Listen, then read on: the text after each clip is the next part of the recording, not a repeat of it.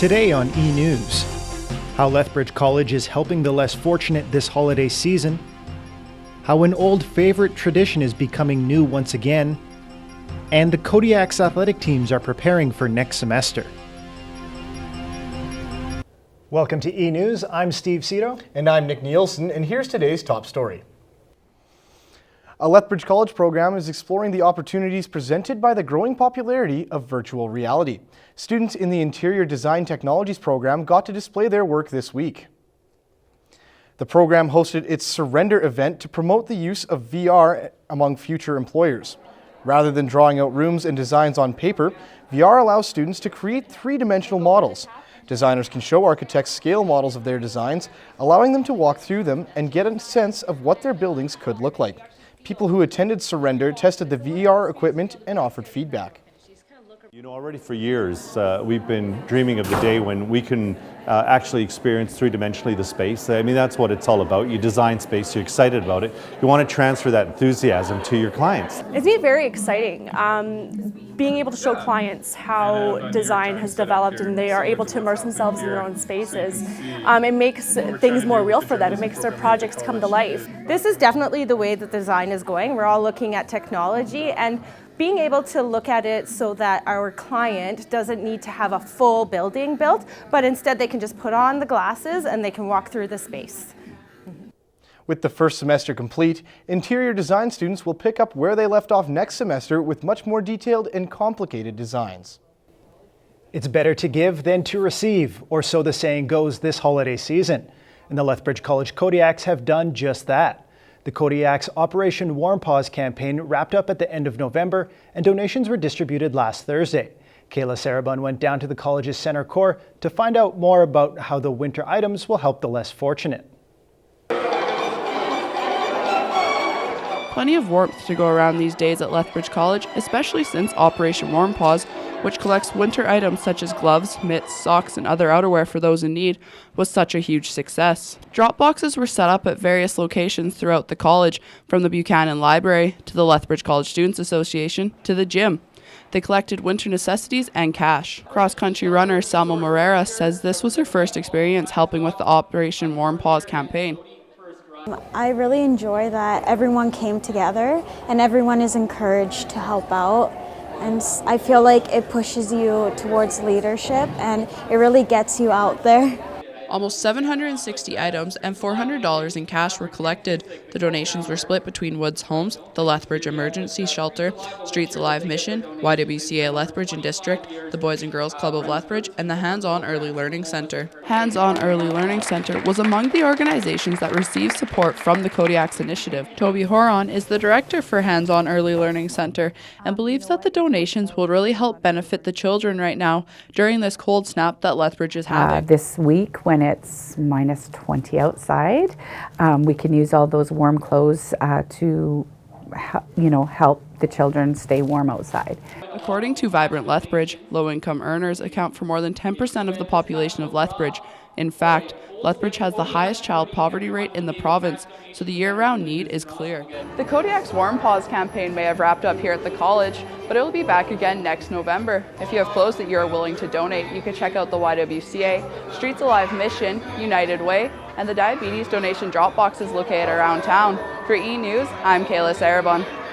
The Kodiak started Operation Warm Paws to give back to the community as the community has supported them. This was the 4th annual drive put on here at Lethbridge College. It was 27 years ago this week when a massacre happened in Montreal. It would be one of the darkest days in Canadian history and launched a campaign to end violence against women. Todd Eaglechild took in a Lethbridge event held in memory of the tragedy, but first a warning. Some of the video contained in this report is graphic and may be disturbing to some viewers. A Canadian massacre happened in the 1980s that stole the lives of students who thought it was just another day, only to never come home. On December 6, 1989, a man arrived at the building housing L'École Polytechnique. He walked into a classroom, ordered the men to leave, and declared his hatred of feminists. He then shot the remaining 9 women. After killing 14 female students and wounding 14, In 1991, Parliament declared December 6th our National Day of Remembrance and Action on Violence Against Women. The event was held at the YWCA, where the Young Women's Leadership Council were the ones to step up and take part in the ceremony. Young Women's Leadership Council on its own works on empowering young women to become leaders in their community, which helps break that cycle of violence. 27 years later, the candles are lit, roses are placed, and a moment of silence is honored for the fallen students, celebrating their lives. The names and pictures of each student was displayed on a screen during the moment of silence, with a red rose to commemorate the Rose Campaign, created for the Rose Button, which honors the 14 women who lost their lives that day. In many cases, that's who we see on the news, is the person who committed the violence. And we forget about the victims. But the victims are the people. They had lives, they have families, they may have children, they have spouses, but they're the people. And so we need to celebrate their lives. December 6th is Canada's National Day of Remembrance and Action on Violence Against Women, which is the world's largest human rights violation. Canada is no exception. I'm Todd Eaglechild, eNEWS. According to the YWCA, 50% of Canadian women experience an incident of violence at some point in their lives. The Y encourages all Canadians to support and promote safe places for women. Volunteer Lethbridge is off to a head start in celebrating Canada's 150th birthday. Together with help from students from Lethbridge College's Digital Communications and Media program, the two groups kicked off the 150 for 150 volunteer campaign. Cole Parkinson is standing by with more on the story. Cole? With Canada's big 150th birthday coming up next year, Volunteer Canada is helping to promote with volunteerism. The 150 for 150 campaign is designed to encourage people to volunteer 150 hours of their time to their country. I went to Volunteer Lethbridge's first event to find out what was up. The community was invited for a set-up photograph in front of the high-level bridge for the first 150 for 150 event. It called for 150 people to stand in the shape of a maple leaf to start off the volunteer challenge. Volunteer Lethbridge says the event is a nationwide campaign to applaud volunteering in Lethbridge. Volunteer centres across Canada are working together to celebrate volunteerism, and so Volunteer Centre in Ottawa came up with the idea of encouraging people to volunteer 150 hours for the 150th birthday. Organizers hoped for 150 people in order for it to line up with the campaign namesake, but they didn't reach that mark. Only 30 people showed up. So instead of a maple leaf, people stood in the shape of 150. Even though the people target wasn't reached, Sim expects the movement to grow going forward. Well, it's great to see that people are supporting the whole Canada's birthday. So I think next year, when the birthday is actually here, you're going to see a little bit more of the celebratory ideas. The campaign hopes to promote more volunteer opportunities for Canadians. Since 2004, volunteer numbers have been on a steady rise. In 2013, the volunteer rate rose 7% with an estimated 12.7 million Canadians volunteering. The pre-birthday event was held right here in Lethbridge with help from media production and advertising students from Lethbridge College. They helped design and put together the plan. Sim says when she told the students her idea, they jumped on board. Aiden Dingwall was a key contributor. He says even though they didn't get the number of people that they wanted, the organization was prepared. 150 is quite a big number, but we had a couple backup plans for the assignment just in case, just that exact thing happened, and it did. And the 150 for 150 campaign is officially started in Lethbridge, and across Canada, the volunteer centers will also be getting rolling for the big celebration next year. How do people get involved? To participate, volunteers will be asked to register online. For those in Lethbridge, they will be asked to register at volunteerlethbridge.com. Thanks, Cole. Coming up after the break, what the Kodiak's volleyball teams are doing to make their second half of their season better. And how the college basketball teams plan to continue their winning ways.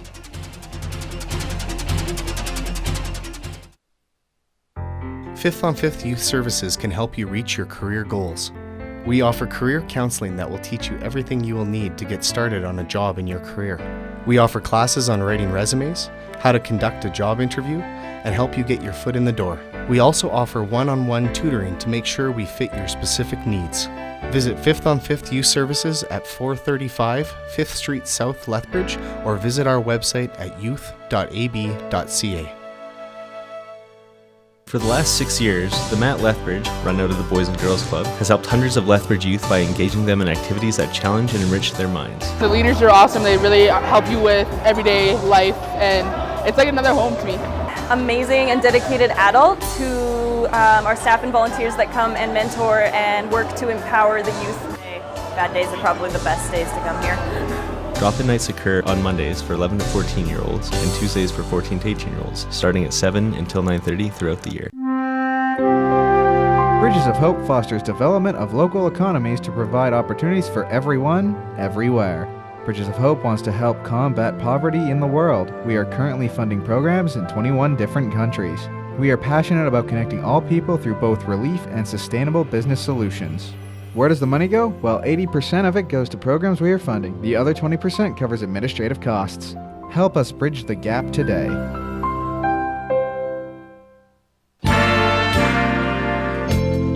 Meals on Wheels is here to serve its community. They are committed to providing delivery of hot, nutritious meals along with kindness through daily social contact. Meals on Wheels has a deep, positive impact within the city of Lethbridge. The people they serve can remain in their homes while maintaining a sense of independence. Meals on Wheels, where they are more than just a meal. Women's Space provides necessary services that focus on education, information, and advocacy for women. They help women develop skills and resources to participate more fully in life. For women like me. For women like me. For women like me. For women like me. For women like me. Women's Space can't provide these services without funding and volunteering. Support the women in your community and volunteer. For women like me.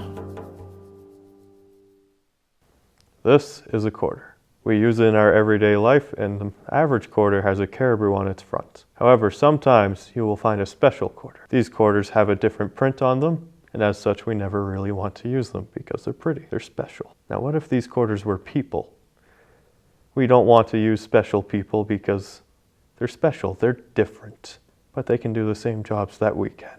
Community is only worth the strength and value of everyone in it. Crime Stoppers and Lethbridge Police Service need your help in solving a break-and-enter and theft. Sometime in the overnight hours of January 6th and 7th, the car parked on Silkstone Road West was broken into between 7 p.m. and 6 a.m. The owner went to warm his car up in the morning and discovered that the glove box had been rummaged through and that the passenger door was ajar. An iPod and car charger were taken at an estimated value of $210. If you have any information on this crime, please contact Crime Stoppers by any of these methods. Standard message and data rates may apply. Crime Stoppers will pay up to $2,000 for information leading to an arrest. Remember, you will not have to attend court or testify, and you will remain anonymous. We want your information, not your name.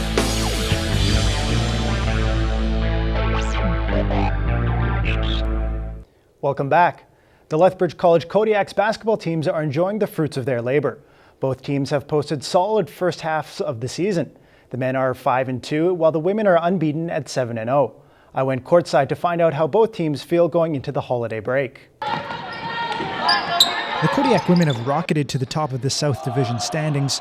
Coaches know the players have been happy with their early season success, but can't get sloppy over the break. But they can't relax. They can't get, they can't be complacent at all. But they're pretty focused. At 7-0, Karen says he's encouraged by his team's performance and it has incentive to stay strong. Lethbridge will play host to the Women's Provincial Championships in March, where they hope to win it all on home court. Meantime, the Kodiak men's record is nothing to sneeze at. They may not be undefeated, but at 5-2, they're a solid second in the South. Once the players get a chance to unwind after the first half of the season, it's their responsibility to make sure their shots are ready to go next semester. And they need to stay in shape, and they need to work on their own individual games. We have a tournament in Idaho on the 27th, 28th, and 29th. There's always more improvement. There's always watching film, getting in, doing your own shots, like just getting better. Chris Mowen leads the team in points, rebounds, and blocks. Team chemistry has led to the early season success, as Mowen says these are some of the best players he's played with. The teams will be back to practice in early January to make sure they are ready for a playoff push. With the season wrapping up at the end of February, there will be plenty of work to do. You can check out the Kodiaks after the holiday break when they take on Ambrose right here in Lethbridge in the Val Mattioti Gymnasium on January 13th and 14th. In the meantime, the Kodiaks volleyball teams have wrapped up the first half of their seasons as well. But the teams are standing in two different spots. As the teams look ahead to the second half, their approaches couldn't be more different.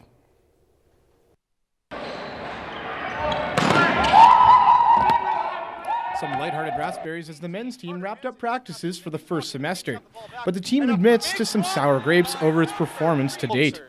The men finished off the first half of the season with a 6-6 record, something that coach Greg Gibbous thinks the team must improve on. So the number one thing for us is definitely going to be some mental preparation. I think when we get into some tight matches, we either get a little timid or maybe a little too aggressive in those situations, and we get away from our game. And when we play our game, like, we're a real tough team to beat. The Kodiaks sit in the middle of the pack in most team statistics, but they stand out in two major areas.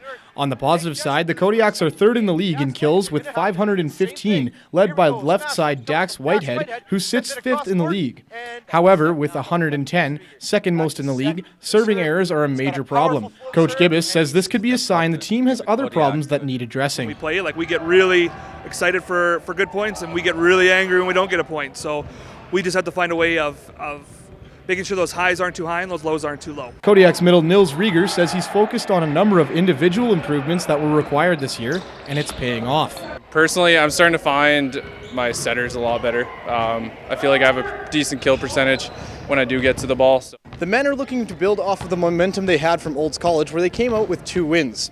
The women, on the other hand, are sitting at 4-8 and are hoping to start next semester off on a roll. The women have struggled a little more than the men, and practice was a little more serious before the break. The girls sit third in the league for kill attempts, but sit dead last for hitting percentage. Third-year middle Laura Serafini says the coaching changes have required adjustment in team play, but the Kodiaks are making progress. It's a big change. Like, it's a big role for Anna to take on, but she's doing quite well at it, so that's nice to see. Kodiaks don't get as long a break as the rest of the students at Lethbridge College, as they'll be coming back early for a home-and-home series against the St. Trojans, January 6th and 7th. The home-and-home series starts in Calgary, where St. will have home court advantage before they come back to Lethbridge the next day. Coming up after the break, we take a look at how an old trend has become new once again. How these young people keep from getting bored. We're back after the break.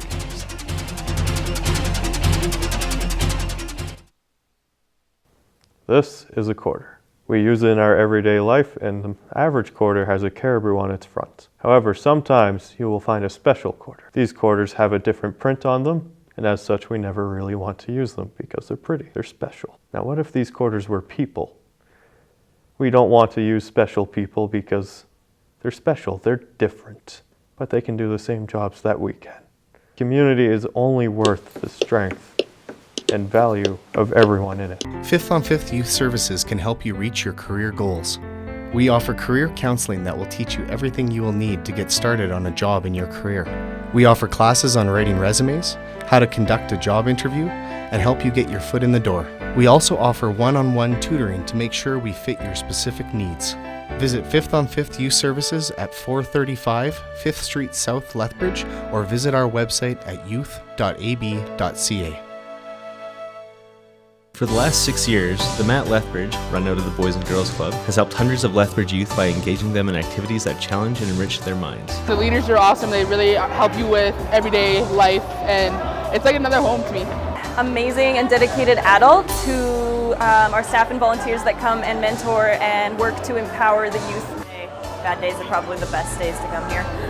Drop-in nights occur on Mondays for 11 to 14-year-olds and Tuesdays for 14 to 18-year-olds, starting at 7 until 9:30 throughout the year. Bridges of Hope fosters development of local economies to provide opportunities for everyone, everywhere. Bridges of Hope wants to help combat poverty in the world. We are currently funding programs in 21 different countries. We are passionate about connecting all people through both relief and sustainable business solutions. Where does the money go? Well, 80% of it goes to programs we are funding. The other 20% covers administrative costs. Help us bridge the gap today.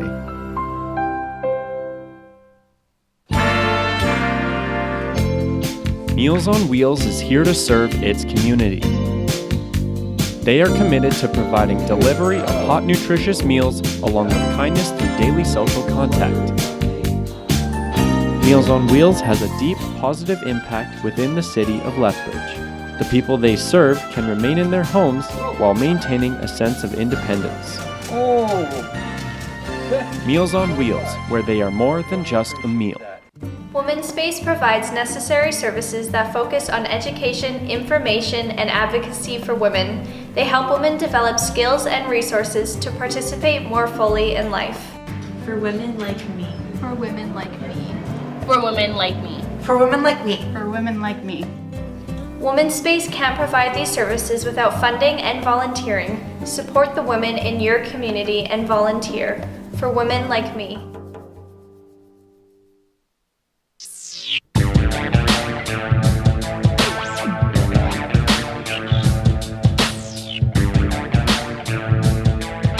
Crime Stoppers and Lethbridge Police Service need your help in solving a series of vehicle vandalisms on the west side. On May 15th, 2016, 5 vehicles were spray painted with the same red paint.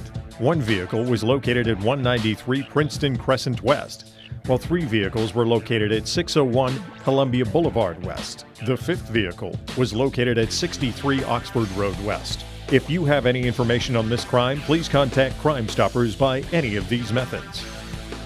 Standard message and data rates may apply. Crime Stoppers will pay up to $2,000 for information leading to an arrest. Remember, you will not have to attend court or testify, and you will remain anonymous. We want your information, not your name.